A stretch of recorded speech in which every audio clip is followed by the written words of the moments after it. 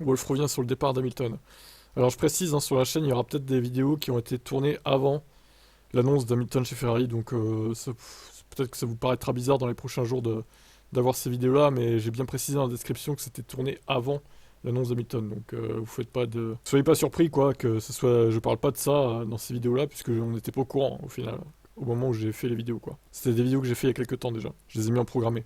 Je reviens donc sur Toto Wolff. C'était mercredi matin, c'est à ce moment-là qu'il a annoncé la nouvelle. Une fois qu'il a dit que c'est ce que j'essaie de faire, c'est le fait.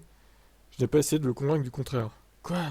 C'est du charabia, on comprend rien. C'est quoi cette traduction là? C'est tout de même remarquable, l'été dernier, Hamilton a prolongé son contrat. C'est seulement maintenant qu'il annonce son départ. Ouais, c'est vrai que c'est bizarre le timing. Wolff affirme qu'Hamilton lui a donné une explication parfaitement compréhensible. Il voulait un nouveau défi, la recherche d'un environnement différent, et peut-être la dernière possibilité de faire autre chose. Nous sommes de grands garçons. Nous savions qu'en signant un contrat à court terme, ça pourrait être bénéfique pour les deux parties. Nous ne pouvions pas nous engager pour une période plus longue. Il a pris l'option de se retirer. Il n'y a aucun ressentiment de quelque sorte que ce soit de la part de Wolff. Je respecte totalement le fait que vous puissiez changer d'avis.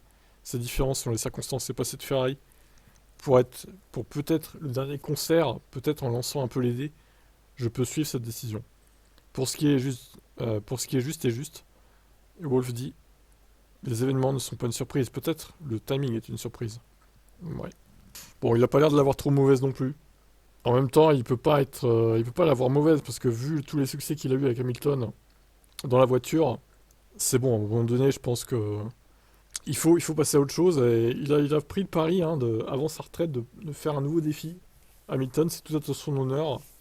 Moi, je trouve que c'est bien. Après, effectivement, moi, je suis pas fan de Ferrari. Je le serai jamais, mais bon, je le soutiendrai quand même dans sa nouvelle aventure. Et j'essaierai de soutenir aussi Mercedes à côté. Même si évidemment je privilégierais Lewis à Mercedes.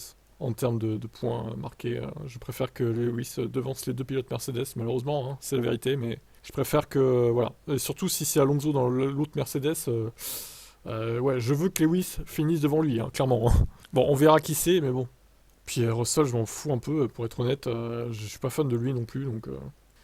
Mercedes, j'aime bien la marque, après je préfère Lewis à tout constructeur, donc malheureusement.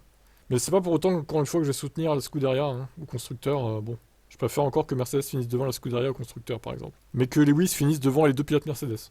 Voilà, pour être clair. Allez, bye bye.